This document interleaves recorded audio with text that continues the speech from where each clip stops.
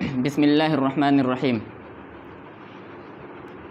روزے کی حالت میں کچھ کام ایسے ہیں جن کے کرنے سے روزہ ٹوٹتا نہیں ہے، لیکن عوام الناس کے اندر یہ بات مشہور ہو چکی ہے کہ ان چیزوں کے کرنے سے روزہ ٹوٹ جاتا ہے، حالانکہ یہ بات غلط ہے۔ وہ کون کون سے کام ہیں جن کی وجہ سے روزہ نہیں ٹوٹتا، نہ روزہ مکروہ ہوتا ہے بلکہ بالکل جائز ہے۔ نمبر 1، روزے کی حالت میں کوئی آدمی بھول کر کے کھا لے یا پی لے بھول کر کے، تو اس سے روزہ نہیں ٹوٹتا۔ نمبر 2، روزے کی حالت میں انجیکشن لگا لے، مثلا ایک آدمی ہے جو روزے کی حالت میں تھا اور بیمار پڑ گیا، ڈاکٹر نے اسے انجیکشن ڈال دیا، تو انجیکشن ڈلوانے سے روزہ نہیں ٹوٹتا۔ نمبر 3، گلوکوز چڑھانے سے روزہ نہیں ٹوٹتا۔ نمبر 4، خون ٹیسٹ کرانے سے روزہ نہیں ٹوٹتا۔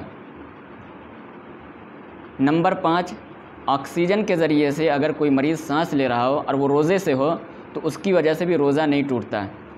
نمبر 6، بغیر کسی اختیار کے، بغیر کسی ارادے کے مکھی یا مچھر حلق میں گھس جائے تو اس کی وجہ سے روزہ نہیں ٹوٹتا۔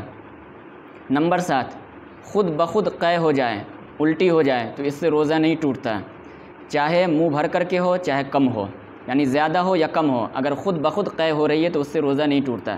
ہاں، اگر کوئی آدمی جان بوجھ کر کے قے کرے گا تو پھر روزہ ٹوٹ جائے گا۔ نمبر 8، دانت سے خون نکلا اور پیٹ میں نہیں پہنچا، منہ ہی کے اندر رہا اور اس نے باہر پھینک دیا، کلی کر دیا، تو اگر دانت سے خون نکلے اور منہ کے اندر رہے تو اس سے روزہ نہیں ٹوٹے گا۔ ہاں، اگر پیٹ کے اندر پہنچ جائے تو پھر روزہ ٹوٹ جائے گا۔ نمبر 9، ایک آدمی نے سحری کے اندر گوشت یا روٹی کھائی تھی اور اس کا ذرہ دانت کے اندر پھنس گیا تھا اور دن میں آ کر کے اسے نگل لیا ہے، تو دیکھیے اگر وہ چنے کی مقدار سے کم ہے تو روزہ نہیں ٹوٹے گا، اور اگر چنے کی مقدار کے برابر ہے یا اس سے زیادہ تھا، اس سے بڑا تھا اور پھر اسے نگل لیا تو روزہ ٹوٹ جائے گا۔ ایک بات اور یہاں پہ یاد رکھیں، یہ تو دانت کے اندر تھا اور اندر ہی سے اندر نگل لیا، تب یہ حکم ہے کہ اگر چنے کی مقدار سے کم ہو تو روزہ نہیں ٹوٹے گا، لیکن دانت کے اندر کوئی ذرہ پھنسا ہوا تھا، چاہے چنے کی مقدار سے چھوٹا ہو، اور وہ ہاتھ میں باہر نکال لیا اب پھر منہ میں رکھ کر کے نگل لیا تو اب روزہ ٹوٹ جائے گا، چاہے وہ ذرہ چھوٹا ہو چاہے بڑا ہو۔ نمبر 10، تھوک کے نگلنے سے روزہ نہیں ٹوٹتا، چاہے تھوڑا تھوک نگلے یا زیادہ نگلے، 1 مرتبہ نگلے چاہے 10 مرتبہ نگلے، تھوک کے نگلنے سے روزہ نہیں ٹوٹتا۔ نمبر 11، کان کا میل نکالنے سے روزہ نہیں ٹوٹتا، چاہے 1 مرتبہ سلائی ڈالے یا 5 مرتبہ سلائی ڈالے، چاہے جتنی مرتبہ سلائی ڈالیں، کان کا میل نکالنے سے روزہ نہیں ٹوٹتا ہے۔ یہاں پہ ایک بات یاد رکھیں، کان میں دوا ڈالنے سے روزہ ٹوٹ جائے گا، یہ مسئلہ انشاءاللہ میں دوسرے دن بیان کروں گا، اور قدیم فقہا کی رائے یہی ہے، دارالعلوم دیوبند کا فتویٰ یہی ہے کہ کان میں دوا ڈالی جائے تو اس سے روزہ ٹوٹ جاتا ہے، اگرچہ کہ آج کل اس مسئلے میں بعض لوگوں نے اپنی رائے بدلی ہے اور انہوں نے سائنس کی روشنی میں کہا ہے کہ کان میں دوا ڈالنے سے بھی روزہ نہیں ٹوٹتا ہے، لیکن جو پرانے فتاوی جات ہیں، دارالعلوم دیوبند کی رائے ہے وہ یہ ہے کہ کان میں دوا ڈالی جائے تو اس سے روزہ ٹوٹ جاتا ہے۔ نمبر 12، ایک آدمی سحری کھانے کے بعد پان کھا لیا،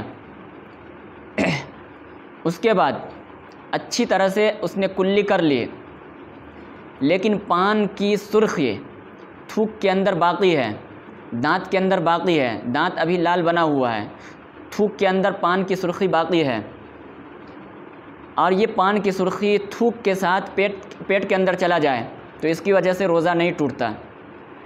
نمبر 13، ایک آدمی کی ناک بہہ رہی تھی، اس نے ناک کو سڑکا اور وہ ناک کی ریزش حلق تک پہنچ گئی تو اس سے روزہ نہیں ٹوٹا۔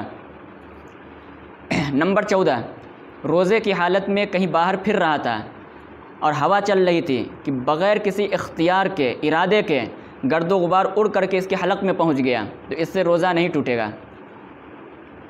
نمبر 15، چولہے کے پاس بیٹھا ہوا تھا، دھواں نکل کر کے اس کے حلق میں چلا جائے، بغیر کسی اختیار اور ارادے کے چلا جائے تو اس سے روزہ نہیں ٹوٹے گا۔ اسی طرح سے غسل کرتے ہوئے کان میں پانی چلا جائے تو روزہ نہیں ٹوٹے گا۔ ایک آدمی غسل کر رہا تھا، روزے سے تھا، پانی جب سر پہ ڈالا تو کچھ پانی کان کے اندر گھس گیا تو اس سے روزہ نہیں ٹوٹے گا۔ اسی طرح سے کان کا میل نکالنے سے روزہ نہیں ٹوٹے گا، بتا چکا ہوں، لیکن کان میں دوا ڈالنے سے روزہ ٹوٹ جاتا ہے۔ اگلا نمبر، روزے کی حالت میں ایک آدمی دن کے اندر سو رہا تھا کہ اتفاق سے احتلام ہو گیا، آدمی ناپاک ہو گیا، تو اس ناپاک ہونے کی وجہ سے روزہ نہیں ٹوٹے گا۔ یہ وہ مسائل ہیں جن سے روزہ نہیں ٹوٹتا، لیکن بعض لوگ سمجھتے ہیں کہ اس سے روزہ ٹوٹ جاتا ہے۔ تو یہ غلط فہمی نہ ہو، آپ اس ویڈیو کو دور تک پھیلائیں تاکہ لوگوں کو صحیح مسئلے کی جانکاری ہو اور صحیح مسئلے سے آگاہ ہو سکے، واقف ہو سکے۔ اللہ سے دعا ہے کہ اللہ تعالی ہمیں صحیح سمجھ نصیب فرمائے۔ وما علینا الا البلاغ۔